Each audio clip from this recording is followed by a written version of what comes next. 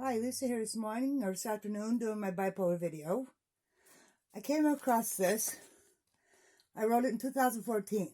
That means I was diagnosed in 2009, 2010, 2011, 2012, 5 years into bipolar. I wrote this. And I was just going to explain it to you, but I'm going to read it to you because it sounds better on the words. Hold on.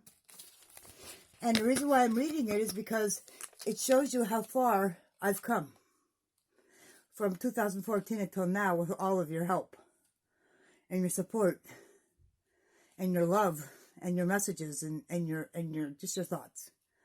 So here it goes. It says, a must read. You are not alone. Started August 8th, 2014. My voice, my advice, in my mind and through my eyes of bipolar or menopause or spirits. My true life experiences from all sides. My true life experience from both sides, spiritual and medical. Gee, where to start? I guess we would start where it all began, before I was born. The doctor always heard a double heartbeat when my mother, went to her appointments. They thought I was twins. I was supposed to be born on Christmas Day. I wasn't born until February 5th the following year. My dad wanted me to be a boy. Guess what? I wasn't.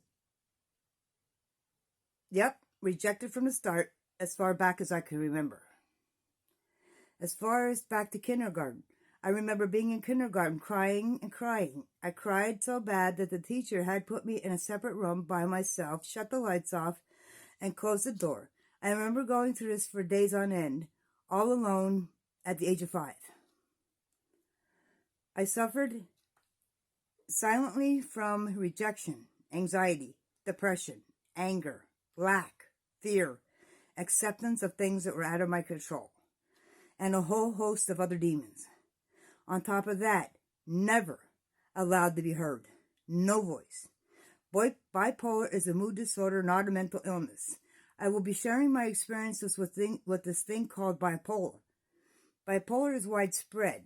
I will be sharing my experiences with bipolar. Bipolar is widespread. The medications, being sedated, falling deeper without a voice. And the experience is not even most doctors really even care about people like me. I know this because I was never weaned off of any meds. Side effects? Wow. My mind is spinning just thinking back on it. People who deal with bipolar are really smart and really good-hearted people. My experience, life pressures and stressors are the triggers which leave you feeling defeated. All kinds of things are happening and not good things. Everything that is going on around you, the things that are happening that are out of your control. Loved ones are being badly hurt, not being able to express your feelings. This is a big one. Losing your identity. Depression behind the laughter. Depression is anger turned inward. Suicide. Memories that still haunt me like a bad trip. The nightmares. The hurt and the pain that runs deep within.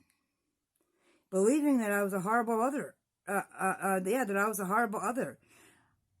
I couldn't bless anybody anymore. Believing that God was even against me. For a few years. Realizing that I cannot change what I've done while in that fitter age. Communication. This is a big one. Expressing and relating your feelings, for it is ways to be. For me, it has always been music. The sex. In the end, this is and has been my reality, my truth, my life, from before I was born. More to follow, as I firmly believe Ephesians 6:12. For we wrestle not against flesh and blood, but of principalities, against powers, against rulers of the darkness of this world, against spiritual wickedness of high places. That what the Lord shows is not all behind bipolar and a host of other mental illnesses. Believe me, I will be praying for your children. I hate the fact that children are going through this. I know I know how they feel. I know what it's like to be sedated. You must remember, there are spiritual side to all of this. Amen. Praises to my Lord to be continued. Okay, so where am I today? That was in 2014. Well, I don't feel rejected anymore. Another thing I did do, and I didn't mention in here, was menopause. I went through menopause. I started menopause at 42. I was done with it by 48. I was diagnosed with bipolar at 42. At the age of 42. So I started menopause and was diagnosed bipolar at the same exact year. Talk about a double whammy. I also wanted to quit smoking.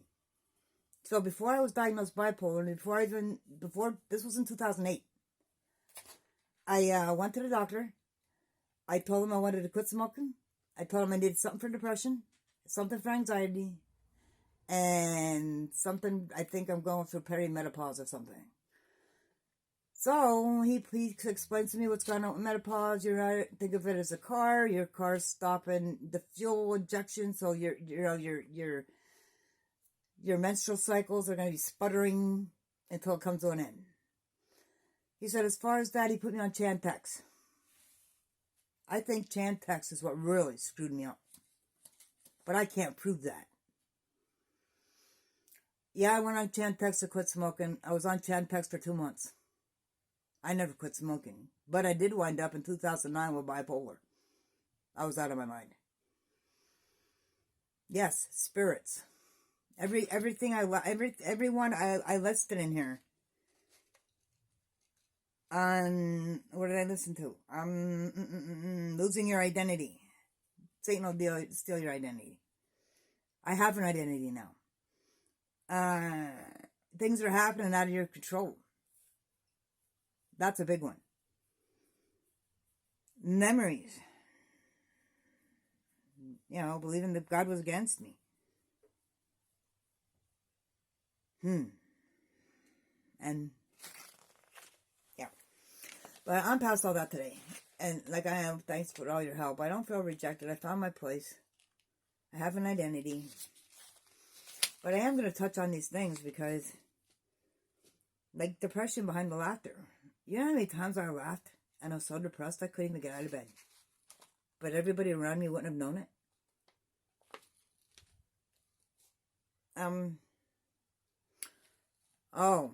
Believing that I was a horrible person. I thought I was a horrible person for the things I'd done in 2009 when I went manic.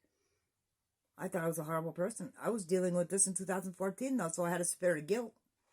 There's one right there. Spirit of depression. Spirit of anxiety. Then we had the side effect. You've seen all the meds I took on my previous video on the medication one. And if you haven't seen it, look back on it because I took a lot of meds. And for me just to be sitting here taking all those thousands and thousands and thousands of meds is a miracle. Not having a voice. My voice was all these papers I wrote down. I'm going to write a book. I'm going to put them together and make a book. But I'm going to publish a book with it. That's in the process. Yeah, but I have all these things. Memories. Memories for me were like a bad trip. Memories of things I did when I was manic. The things I did when I was manic. The one thing particularly I did when I was manic. That made me feel like a horrible person for up until last year.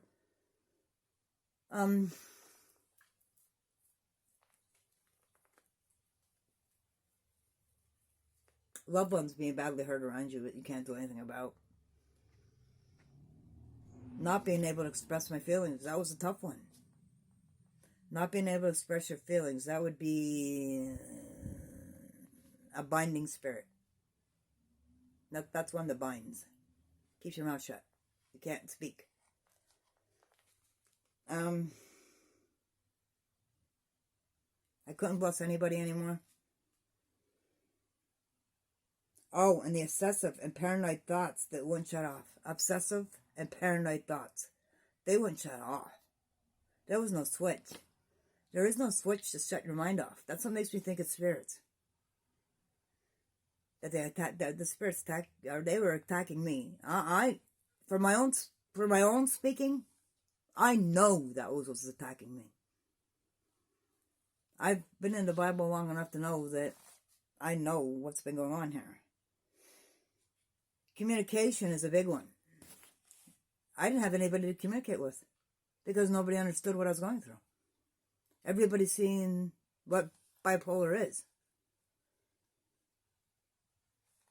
But for me, that's not what bipolar is. And I couldn't communicate that in my silence. And it wasn't up until I was able to do these videos that I was able to communicate everything that was going on in my mind, everything that I wrote down on these papers, everything that's going to be put in my book, to see how far I've come and to see how far I'm able now to help other people in my situation. Menopause was tough.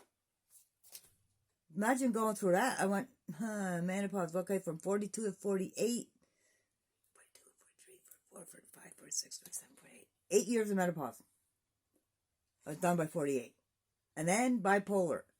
2009, 2012, 2015, 2018. Manic episodes in the hospital. See? No. Was it that? Was it the change of life?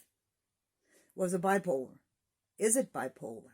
I asked my doctor about that. I said, listen, I'm going through menopause right now too. And he says, well, that's just that until you're bipolar. No, because you go to perimenopause before you go to menopause, and then you go through menopause. Well, I was already through the perimenopause in my 30s. So 40 hit, my estrogen just dropped right off the chart, and by 48, I was through. I went through that 48. I don't even have that anymore. So that was tough. The change of life for people, boy, I mean, I've heard some stories of people. And add the Chantix, add the bipolar, add the stress, add the anxiety, add everything, man. I was a hot mess. I'm lucky I didn't wind up in the mental institution for life dealing with all this stuff. Spirits, yes, God's spirit. That's who brought me through all this. All of it. And I know I'm probably going to lose viewers because I'm mentioning God on my bipolar videos, but if it wasn't for God, I wouldn't have got through all this. If it wasn't for God, I wouldn't have been able to write all this stuff down. Going through withdrawals, going through new meds, being on mood stabilizers, being on antidepressants, being on mood stabilizers, being on sleeping pills. And that's not even the health ones I was on. For cholesterol, thyroid. Now, today, I'm great. I'm through that. I know where I stand in the Lord. I have my platform here with the Bipolar Vidieo.